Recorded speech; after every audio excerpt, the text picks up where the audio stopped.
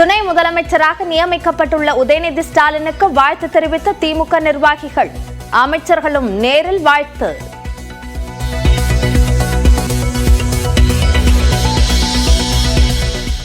மீண்டும் அமைச்சராக இன்று பதவியேற்கிறார் செந்தில் பாலாஜி. சாமு நாசர், கோவி செழியன், ராஜேந்திரன் ஆகியோருக்கும் அமைச்சர்களாக இன்று மாலை 3:30 மணிக்கு பதவி பிரமாணம் செய்து வைக்கிறார் ஆளுநர் RN ரவி. அமைச்சர் செந்தில் பாலாஜிக்கு மீண்டும் மின்சாரத்துறை வழங்கப்படலாம் என தகவல். கோவி செழியனுக்கு உயர்கல்வித்துறை, நாசருக்கு சிறுபான்மை நலத்துறை, ராஜேந்திரனுக்கு சுற்றுலாத்துறை ஒதுக்க வாய்ப்பு. தமிழ்நாடு அமைச்சரவையில் இருந்து மனோ தங்கராஜ், செஞ்சி மஸ்தான், ராமச்சந்திரன் அதிரடி நீக்கம். முதலமைச்சரின் பரிந்துரையை ஏற்று ஆளுநர் நடவடிக்கை.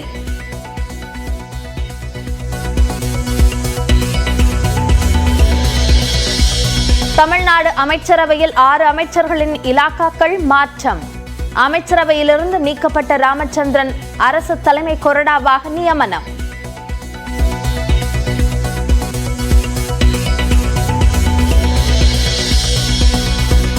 முதலமைச்சரின் எதிர்பார்ப்புகளை உதயநிதி நிறைவேற்றுவார் என விசிக தலைவர் திருமாவளவன் நம்பிக்கை. தமிழ்நாட்டில் நடப்பது குடியாட்சியா முடியாட்சியா என பாஜக மூத்த தலைவர் தமிழிசை கேள்வி.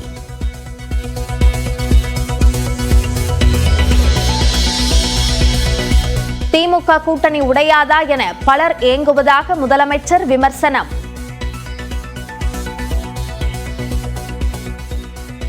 பகையை வளர்க்க முடியாதான்னு வேதனையில் பொய்களை பரப்பி அற்பத்தனமான காரியங்களை செஞ்சு தற்காலிகமாக சந்தோஷம் அடைஞ்சிட்டு இருக்காங்க. அவங்க கனவு எப்போதும் படிக்காது.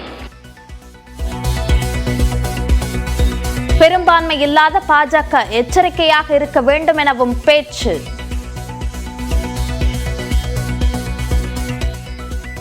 கவனிங்க, 240 தான். அதனால ரொம்ப எச்சரிக்கையோடு பாஜக தலைமை செயல்படணும். கொஞ்சம் கேப் விட்டா பூந்துருவோம். நாங்க மனதில் வச்சுக்கலாம். திராவிடர் கழகம் திமுக இரட்டை குழல் துப்பாக்கி என்றால் விசிக 3வது குழல். திமுக பவள விழா பொதுக்கூட்டத்தில் திருமாவளவன் பேச்சு. திராவிடர் கழகம் முதல் குழல், திராவிட முன்னேற்ற கழகம் 2வது குழல் என்றால் விடுதலை சிறுத்தைகள் கட்சி 3வது குழல் என்கிற திராவிட அரசியலின், சமூக நீதி அரசியலின் 3வது குழலாக உங்கள் முன்னால் நான் இருக்கிறேன். வக்ஃப் வாரிய மசோதா குறித்த கருத்து கேட்பு கூட்டத்திற்கு முக்கிய இஸ்லாமிய அமைப்புகளுக்கு அழைப்பு விடுக்காதது ஏன்? தமிழ்நாடு அரசுக்கு அதிமுக பொதுச் செயலாளர் எடப்பாடி பழனிசாமி கேள்வி. திண்டுக்கல் மாவட்டம் வத்தலகுண்டு பகுதியில் கனமழையால் காட்டாற்று வெள்ளம். 20க்கும் மேற்பட்ட வீடுகள் இடிந்து சேதம்.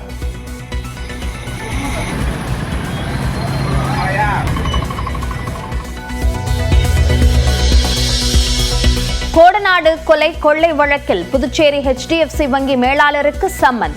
போயஸ் கார்டனில் பல ஆண்டுகளாக பூசாரியாக இருந்த கோத்தகிரி இளைஞரும் அக்டோபர் 3இல் ஆஜராக CBCID உத்தரவு.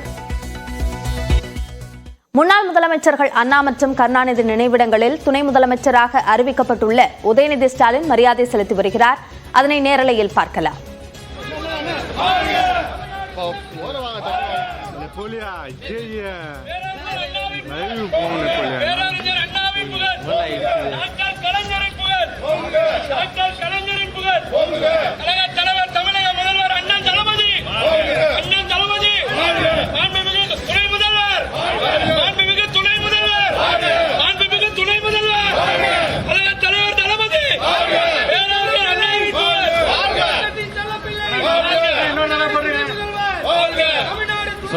அண்ணா எல்லாரும் போறேனா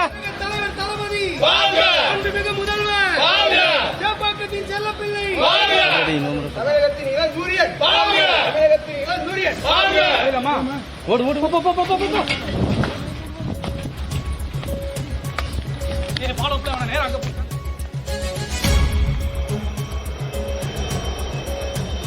இது குறித்த கூடுதல் விவரங்களை வழங்குவதற்காக நம்முடைய செய்தியாளர் லிபிகா இணைப்பில் இருக்கிறார். அவரோடு பேசலாம். லிபிகா, முன்னாள் முதலமைச்சர்கள் அண்ணா, கருணாநிதி நினைவிடங்களில் துணை முதலமைச்சராக அறிவிக்கப்பட்டுள்ள உதயநிதி மரியாதை செலுத்தியிருக்கிறார். உடன் யாரெல்லாம் இருக்கிறார்கள்? கூடுதல் விவரங்களை பதிவு செய்யுங்கள். அபிநயா, துணை முதலமைச்சராக அறிவிக்கப்பட்டிருக்கக்கூடிய உதயநிதி ஸ்டாலின் அவர்கள் மறைந்த கலைஞர் கருணாநிதி அவர்களுடைய நினைவிடத்தில் மலர் வளையம் வைத்து மரியாதை செலுத்தி வரக்கூடிய காட்சியை பார்க்க முடிகிறது. முதலாவதாக அண்ணா அவருடைய நினைவிடத்தில் மலர் தூவி மரியாதை செலுத்தினார். அதைத் தொடர்ந்து தற்போது மறைந்த முன்னாள் முதலமைச்சர் கலைஞர் கருணாநிதி அவருடைய நினைவிடத்தில் மலர் தூவி மரியாதை செலுத்தி வரக்கூடிய காட்சிகளை நம்மால் தற்போது நேரலில் பார்க்க முடியும். தொடர்ந்து இன்றைய தினம் துணை முதலமைச்சராக அறிவிக்கப்பட்டிருக்கக்கூடிய நிலையில் உதயநிதி ஸ்டாலின் தற்போது முதலாவதாக இன்றைய தினம் நினைவிடத்தில் மரியாதை செலுத்தி வரக்கூடிய காட்சிகளை பார்க்க முடிகிறது. ஏற்கனவே இளைஞர் நலன் விளையாட்டு மேம்பாட்டுத்துறை அமைச்சராக இருந்தக்கூடிய நிலையில் திட்டம் மற்றும் வளர்ச்சித் துறைகளையும் கூடுதலாக கவனிக்கக்கூடியதாக தற்போது துணை முதலமைச்சரான இந்த அறிவிப்பு என்பது நேற்றைய தினம் அறிவிக்கப்பட்டிருந்தது. குறிப்பாக 2019ஆம் ஆண்டு நடைபெற்ற நாடாளுமன்ற தேர்தலில் திமுக கூட்டணி கட்சி வேட்பாளர்களை ஆதரித்து தமிழகம் முழுவதும் பிரச்சாரம் செய்தவர் தான் உதயநிதி ஸ்டாலின். தொடர்ந்து உதயநிதியின் கலகலப்பான பேச்சும் நையாண்டியான செய்த அந்த விமர்சனங்கள் உள்ளிட்டவற்றை பலரும் கவர்ந்தது. தொடர்ந்து கருணாநிதியினுடைய பேரன் என்பது ஒரு புறம் இருந்தாலும் முதலமைச்சர் ஸ்டாலின் மகன் என்பதையும் தாண்டி சினிமா நடிகர் என்பதற்காகவும் உதயநிதியை பார்க்க அப்போது அதிகப்படியான மக்கள் என்பது அதிகப்படி வந்த நிலையில் 2019ஆம் ஆண்டு ஜூலை 4ஆம் தேதி திமுகவினுடைய இளைஞரணி செயலாளராக உதயநிதி ஸ்டாலின் நியமிக்கப்பட்டிருந்தார்.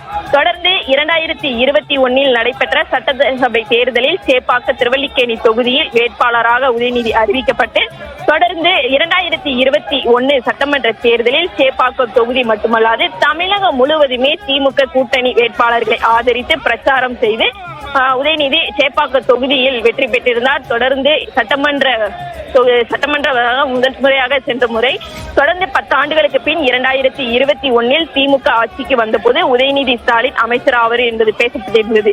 இருப்பினுமே 2 ஆண்டு ஆட்சி பொறுப்பேற்று சுமார் 1.5 வருடங்களுக்கு பின்னரே 2022 டிசம்பர் 14ஆம் தேதி என்று முதல் முறையாக அமைச்சராக இளைஞர் நலம் மற்றும் விளையாட்டு மேம்பாட்டுத்துறை அமைச்சராக உதயநிதி ஸ்டாலின் பொறுப்பேற்றிருந்தார். தொடர்ந்து இளைஞர் நலன் மற்றும் விளையாட்டு மேம்பாட்டுத்துறை சிறப்பு திட்ட செயலாக்கத்துறை அமைச்சராக இருந்து வந்த நிலையில் தற்போது துணை முதல்வராக நேற்றைய தினம் அறிவிக்கப்பட்டிருந்தது.